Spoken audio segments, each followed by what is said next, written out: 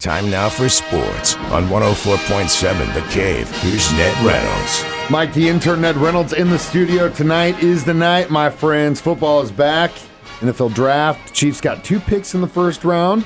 And the draft actually happening not too far away from Ned Reynolds' hometown area, kinda. About 400 miles. Yeah, no, but I mean, it's like saying from here to, Kansas City, St. Louis, right? To be No, it's maybe a little bit further than that. A little bit longer than that, yeah. It's a trip across the Pennsylvania Turnpike. Pittsburgh and Philadelphia are really quite distant apart. But you get a chance to spin there. I'm sure you got a chance Pittsburgh? to spin. Yeah. Oh, heavens. It's a wonderful city, and this is a great locale for the draft, too, as well. Now, the drafting of the players, that, in fact, will be right in front of Acrisure Stadium. That's where they'll have all of the drafting. That's where the stage is set. But the NFL likes to surround itself with the Fan Fest and some special exhibits and games for the kids to play and so forth and so on. That will be at what's called Point State Park, which is practically next door to the stadium, and it is a sensational setting. It's right there at the juncture of the Monongahela and the Allegheny. That's where they join to form the Ohio River, and it's a wonderful setting. That's where the former stadium, Three Rivers Stadium, came from. The Three Rivers were the Monongahela, the Allegheny, and the Ohio right there. It's really a wonderful setting. So the draft is tonight. Tonight's the first round, and there is a new rule that goes into effect. It doesn't really make a tremendous amount of difference, I don't think, but we'll see. Instead of having 10 minutes between each selection, the NFL has lowered the margin to 8 minutes. So each team has 8 minutes to make its selection in the first round. Goes much quicker. Second, third, and fourth, I'll be coming up Friday and Saturday, and then right up into the 7th round. It's a 3-day event. It used to be about a 3-hour event, but now it's 3 days. Thank you, television. That's what TV has done to it since the early 1980s and made the draft a nothing event into something that everybody wants to watch. Man, I'll be doing it too with my kid this evening, and I can't wait. Go Chiefs, and please get that defensive end. At least that's my hope and prayer. I know that you get paid a lot of money to be a college football coach, but man, the guy at Alabama just got paid. This is a rather interesting deal, too, because he is obviously not Nick Saban. No. And there has been some criticism of the team, but yet Coach DeBoer, in his 2 years there, has that team 20 wins and 8 losses. Okay, that's a pretty fair record, but yet I'm a little bit surprised. The university extended his contract by 7 years up until 2033, and they also hiked him up to $12.5 million. Well, he's obviously done something right. Is that good enough in Bama country? Well, apparently the hierarchy at Alabama thinks that it is, because they did give him that extension. And whether or not he makes it through that, there's a pretty extensive buyout as well. But we'll see. Alabama's coach there until at least 2033 if he wants to be and if the university wants him. I think if you ask Josh or any other Alabama fan, they'd tell you it's the best we can get, and we'd wish we had Saban back. We got a golf tournament this weekend where these guys hitting the links. They are in suburban New Orleans. It's called the Zurich Classic. It's in Avondale, Louisiana. That's right there by New Orleans.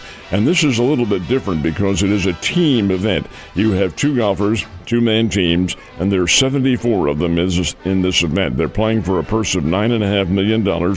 So many of the pros, many of the big names don't like this event as such, but be that as it may, they will play, and it'll be the event this week, and then they're all they're honing their skills for the PGA National Tournament outside Philadelphia, and that'll be coming up in mid-May. The St. Louis Cardinals in Miami currently, and have been looking pretty good in this series. Did that continue yesterday? It did not, because the Cardinals couldn't handle the junk. That is Miami pitcher's name, Jansen Junk, J-U-N-K. I want to change that one, I would think. But that's what he is. He is a junk ball pitcher, a kid out of Seattle University. He's not really a kid. He's in his early 30s. And he pitched very well. Through 5 innings, he allowed the Cardinals 1 hit, not a flamethrower. He struck out only 2. Cardinals only got 4 hits for the game. So the Miami pitching staff, which is pretty good, Cardinals lose 2 out of 3 games in Miami, but they never did see Sandy Alcantara, who pitched for the Springfield Cardinals, and he is a former Cy Young Award winner. Cardinals didn't see him down there, but did it make any difference? Jordan Walker, hitting streak, still intact because he did not play in yesterday's game. Cardinals are off today, then come home for a weekend series with the Seattle Mariners. That'll be coming up starting tomorrow night. Anyway, Cardinals lose the game to the Florida Marlins. It's actually the Miami Marlins by a score of 4-1, and that's the way things go. 2 out of 3 losses for a team that had been on a 5-game winning streak.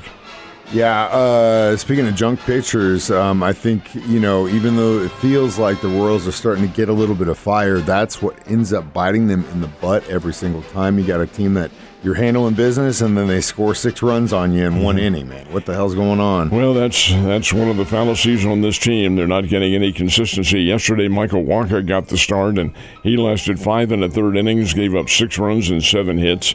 Now, Baltimore got an early lead in this ballgame. The Royals didn't go quietly. Vinny Pasquantino had a couple of hits, including a home run. Kyle Isbell drove home 2 runs. So did Carter Jensen, but that wasn't enough. And the Baltimore Orioles come away with an 8-6 win over the Kansas City Royals. It's a slump. It's a groove that the Royals have gotten into, and they can't seem to emerge from it because they just don't have the consistency yet. Now, will they get it? I think they will. I think they're too good a team not to have it, but hey, all facets of the game have to come through. Now, the Springfield Cardinals played yesterday at Hammons Field, and I call it Hammons Field now. It's about to change its name. Anyway, collected only 2 hits and a 7-1 loss to the Midland Rockhounds. So the Springfield Cardinals kind of fall into the same category as the Kansas City Royals. They are better as opposed to what they are playing now, but they need to get it all straightened out. Agree with that 1,000%. Missouri State Bears have a pretty pivotal matchup this weekend, don't they? They play tomorrow night in Ruston, Louisiana, 3-game series with Louisiana Tech. Now, is Louisiana Tech in the same category as the Bears? We don't think so, but the game is away. It's in Louisiana. Strange things happen down there, and it should be a very interesting 3-game series. Bears are a nationally ranked team. Their RPI is in the neighborhood of 16 and 17, and that's good enough to get them in the NCAA, but hey, they've got to keep right on winning and keep right on hitting that baseball. And this is a conference matchup this weekend? Mm-hmm. Yep, so it's definitely important, and they got to get those wins. Ned, have a great day, and I'll see you tomorrow.